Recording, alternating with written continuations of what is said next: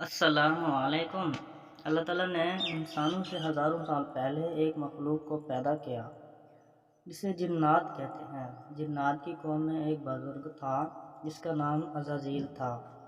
کہا جاتا ہے کہ عزازیل ہی جنات کا جد امجد ہے، جس طرح حضرت آدم علیہ السلام انسانوں کے جد امجد ہیں۔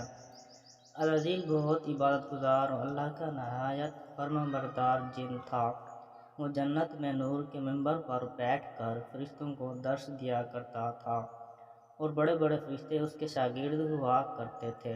جب عزازیل کی دانائی اور عبادت زمین و آسمان میں اچھی طرح اشکار ہو گئی تو عزازیل کو یقین ہو گیا کہ میں حقیقت میں کوئی اعلیٰ اعزاز کے قابل ہوں اور اللہ تعالیٰ کے فرشتوں میں نہ کوئی مجھ سے زیادہ عالم ہے اور نہ کوئی مجھ سے زیادہ زاہد، اگر ہیں بھی تو میں ان کا سردار ہوں۔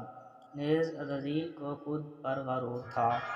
اللہ تعالیٰ نے جب فرشتوں کو حکم دیا کہ آدم علیہ السلام کے سامنے سجدہ کرو تو تمام فرشتوں نے حضرت آدم علیہ السلام کو سجدہ کیا الا ابلیس، مگر عزازیل جس کا لقب آج سے ابلیس ہوتا ہے اس نے سجدہ نہیں کیا۔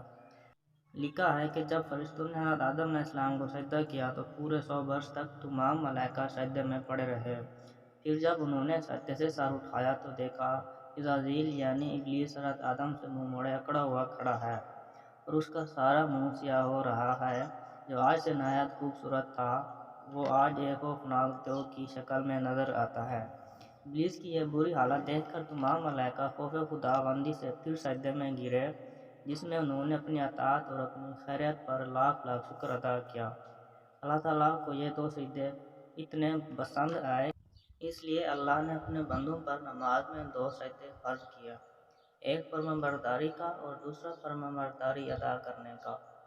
جب تمام فرشتے سجدے سے اٹھے تو اللہ تعالیٰ کا ارشاد ہوا، اے ابلیس، آدم علیہ السلام کو سجدہ کرنے سے کس چیز نے روکا؟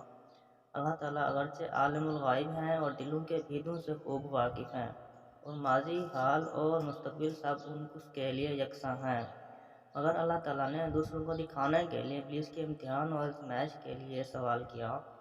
اس سوال پر ابلیس نے جواب دیا، اے اللہ، میں آدم سے بہتر ہوں کیونکہ مجھے تو نے آگ سے پیدا کیا اور آدم کو خاک سے، پھر میں آگ کا بنا ہوا خاک کے پتلے کو کیوں سجدہ کروں؟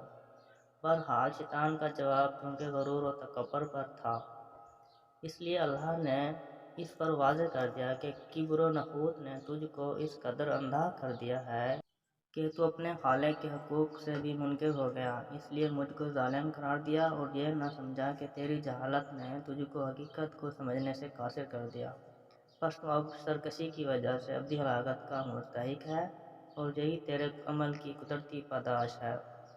سورۃ حجر میں ہے، اللہ نے کہا، ابلیس، تجھے کیا ہوا کہ تم سجدہ والوں میں شامل نہیں ہوا؟ اس نے کہا، میں ایسا گرا ہوا نہیں ہوں، ایک ایسے بشر کو سجدہ کروں جسے تو نے سڑے ہوئے گارے کی کھن کھناتی ہوئی مٹی سے پیدا کیا۔ اللہ نے کہا، اچھا تو یہاں سے نکل جا کیونکہ تو مردود ہو گیا ہے۔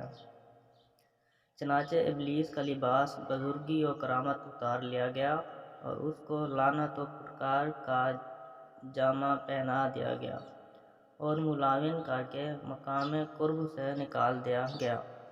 لکھا گیا ہے کہ ابلیس کا حسن و جمال ملائکہ سے بہت اچھا تھا، وہ نہایت نورانی صورت تھا، مگر آج غرور و نافرمانی کے سبب ایسی صورت ہو گئی جو بھی اسے دیکھتا لعنت کرتا۔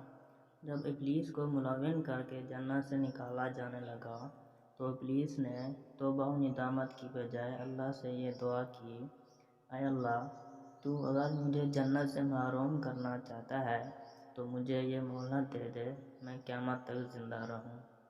اس نے 2 مطالبے کیے، ایک بڑی زندگی اور اختیارات کا، دوسرا موت نہ آنے کا۔ اللہ نے مقرر وقت تک مہلت دے دی۔ یہ سن کر اس نے پھر ایک مرتبہ اپنی شیطان کا مظاہرہ کیا اور کہنے لگا، جب تو نے مجھے زندہ درگاہ کر ہی دیا تو میں بھی جس آدم کی بدولت یہ رسوائی نصیب ہوئی ہے اس کو اور اس کی اولاد کو رسوا کروں گا اور ہر طرح سے ان کو گمراہ کروں گا۔ اور ان کی اکثریت کو تیرا ناشکرہ بنا کر چھوڑوں گا، مگر تیرے مخلص بندے میرے تیر سے گھائل نہ ہو سکیں گے اور ہر طرح سے محفوظ رہیں گے۔ اللہ تعالیٰ کی طرف سے ابلیس کو یہ جواب دیا گیا کہ ہماری فطرت کا قانون مکافات عمل، اٹل قانون، جو جیسا کرے گا ویسا ہی بھرے گا۔ جو بھی آدم تیری پیروی کرے گا وہ تیرے ساتھ جہنم کا سزاوار ہوگا۔